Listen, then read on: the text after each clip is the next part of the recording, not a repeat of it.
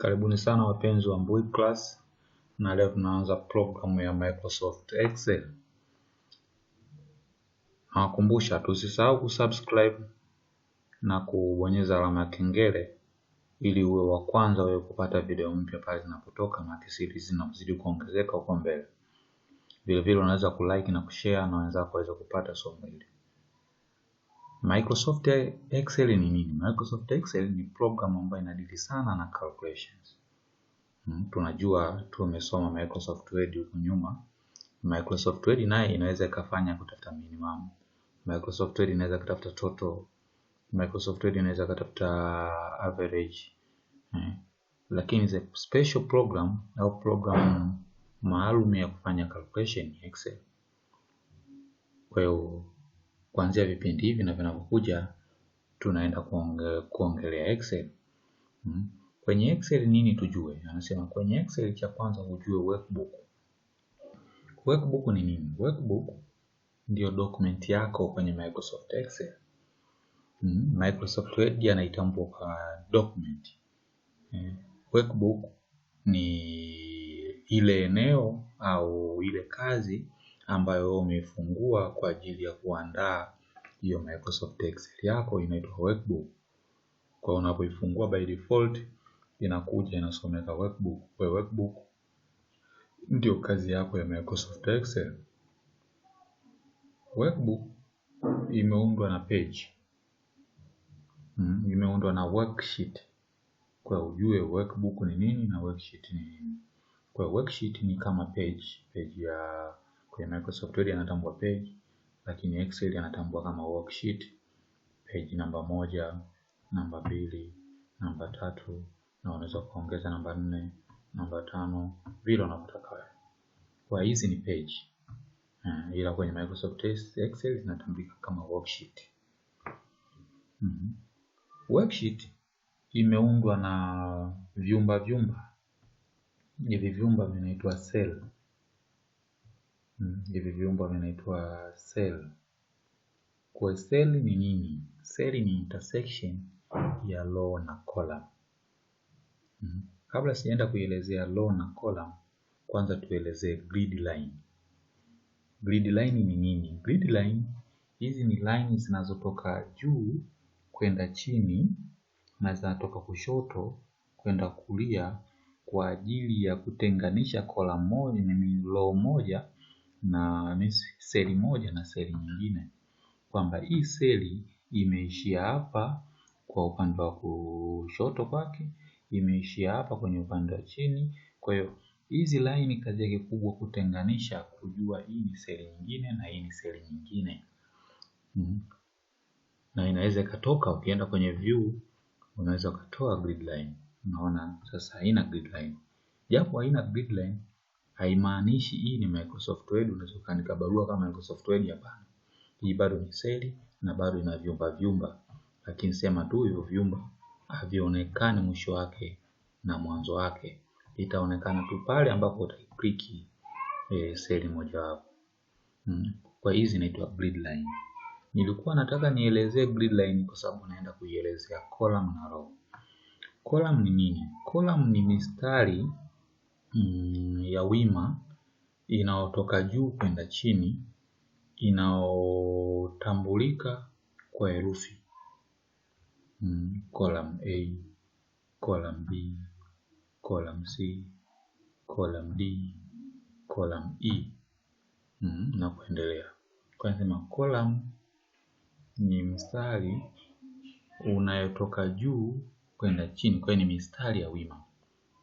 Nilikuwa nataka niweke sawa hapa, ni mistari ya wima, ila column sio huu mstari hapa.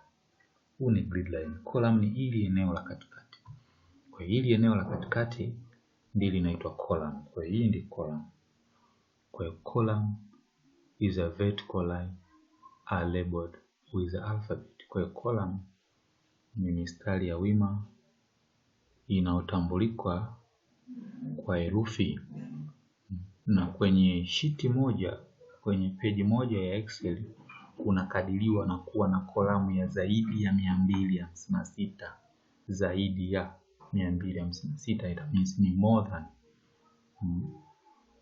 Kwa hiyo kuna column nyingi sana. Itaanza column A, B, C, D. Sasa mtu ananiulizaje, mbona herufi zinaishiaga Z? Sasa 256 inatokea wapi? Z ikishafika mwisho inaanza tena A, B mpaka ifike AZ.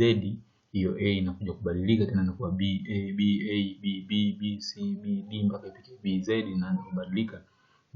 Kwa ni zaidi ya 256 kwenye sheet moja, kwenye page moja. Row ni mistari ya mlalo kutoka kushoto kwenda kulia, ambayo inakuwa labeled na namba. Ni mistari ya mlalo inatoka kushoto kwenda kulia ambayo inatambulika kwa namba. Hiyo ndio inaitwa rows. Kwa hiyo row ni mistari ya mlalo. Na kwenye sheet moja kuna zaidi ya row za 65536, zaidi ya 65500. Kwa hiyo rows ziko nyingi sana kwenye worksheet, kwenye page yako. Namba ya kwanza ni moja, lakini namba ya mwisho ni zaidi ya 65536. Kwa nasema row inapokutana na column ndio kinatengenezwa kile chumba ambacho hiki chumba tulikiita cell. Kwa hiyo cell ni intersection between a row and column. Na maanisha kwamba cell ni muunganiko wa row na column, au cell ni makutano ya row na column. Kwa hiyo kuna cell nyingi sana kwenye sheet moja. Hapa nilikuwa naelezea, nimeanza kuelezea workbook, worksheet, row, cell na column.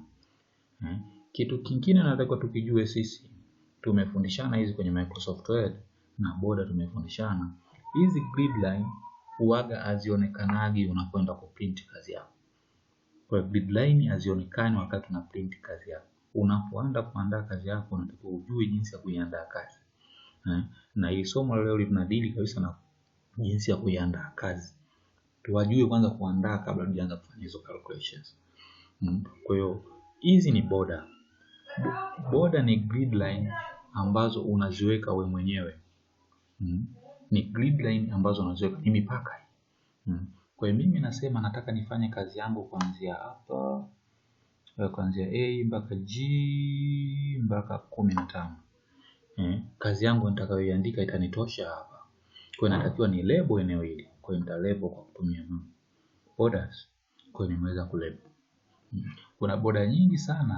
Unaweza ka label kwa kutumia double line, ukaenda kwenye border hapa, ukaenda kwenye more border, na pop up ya border itafunguka. Kuna dotted line, kuna double line. Nataka double line yangu ipite nje ya table yangu yote. Maka mtu mwingine anaweza kusema huko nje ipite double, lakini ndani ipite single, au ipite ndani na nje yote hiyo double. Ina click okay. Kwa sasa mwana nimelabel kwa kutumia. Sasa hichi ndicho kitakachoonekana pale utakapoenda kuprint Excel yako. Kwa hiyo kumbuka hilo ni jambo muhimu sana, kwamba column grid line huaga zionekani kwenye kuprint. Grid line zinakusaidia wewe tu kujua row ya kwanza imeishia wapi, yani cell ya kwanza imeishia wapi, cell ya mwisho imeishia wapi. Lakini wewe utatakiwa uweke grid line zako. Hizo grid line zako zinaitwa borders. Kwa hiyo border ni mipaka kwa ajili ya kulabel eneo lako. Border haijaishia hapa, nakwambia border unaweza ukaipa rangi. Unaweza ukaipa rangi border. Nadhani kaipa rangi border na click. Kwa umeweza kuona border yangu nilivyoitengeneza. Kingine baada ya kujua kutengeneza border, tumeelezeana hizi kwenye programs zilizopita. Mimi hapa nitakuwa naelezea zile ambazo hazijaelezewa. Kwa kama unataka kujua hizi kazi zake, unaweza kaenda kwenye Microsoft Word, program iliyopita ipo kwenye hiyo page yetu ya YouTube.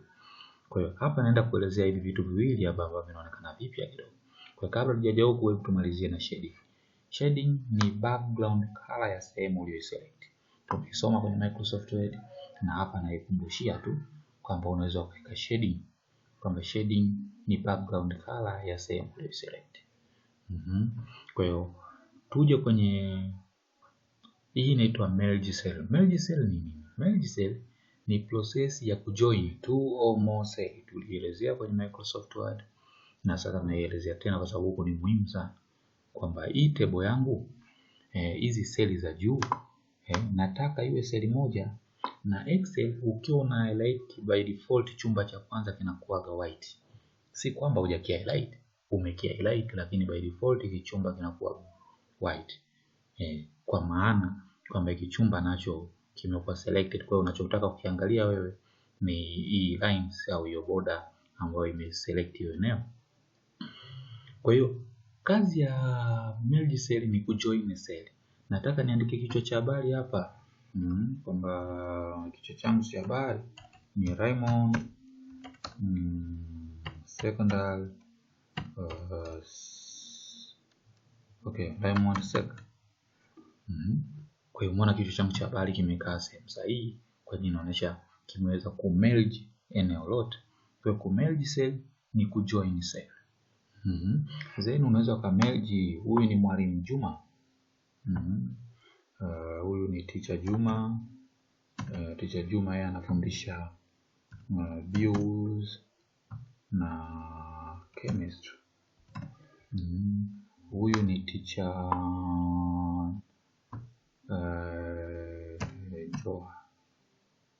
Jonita, so I don't know.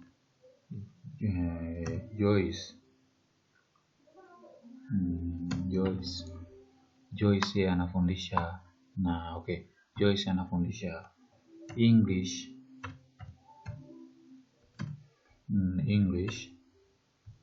na Swahili.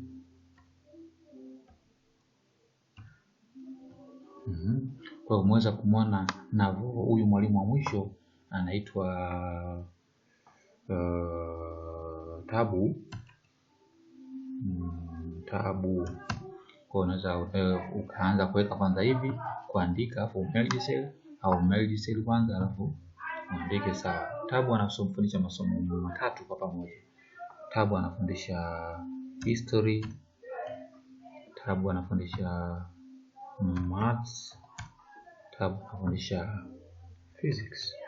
Kwa umeona kazi ya kumerge cell. Kwa inaweza kumerge cell.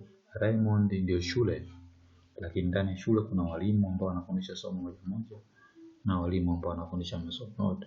Kwa ujue kazi ya merge cell. Kingine hii inaitwa wrapping text. Kazi ya wrapping text ni nini? Nataka kuandika hapa, niongeze kitu hapa. Niongeze kitu hapa. Tuelezeane hii wrapping text. Labda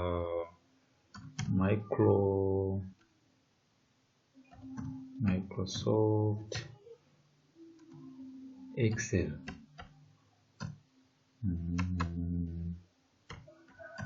Microsoft Excel.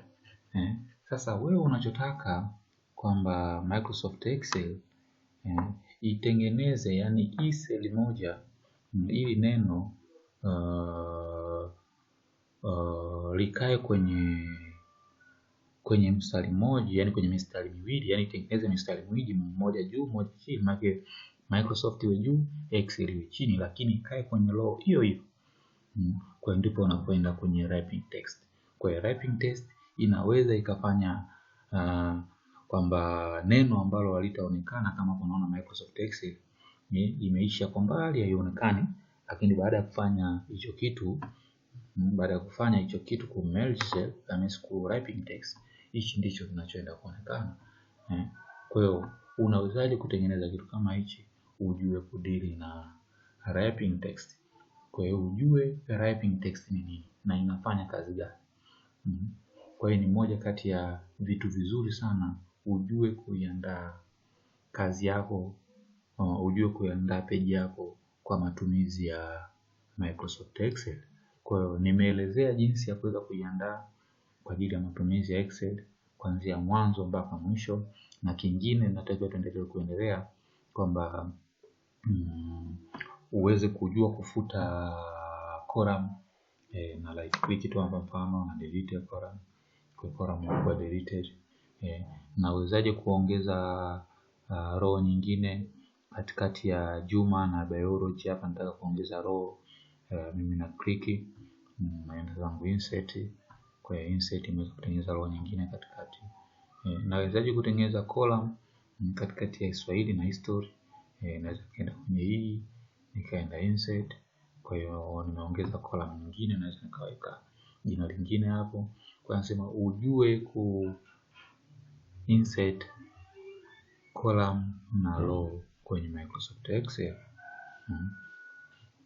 Kwa leo tunaishia hapa, au kwa kipindi hichi tunaishia hapa. Tumeweza kutengeneza page yetu kwa ajili ya matumizi ya Excel. Kwa kipindi kinachofuata, kuwa na sisi itaelezea moja kwa moja jinsi ya kufanya calculations. Kwa hiyo kwenye tunapoanza kufanya calculation, hatutaanza tena kuelezeana hii siku boda.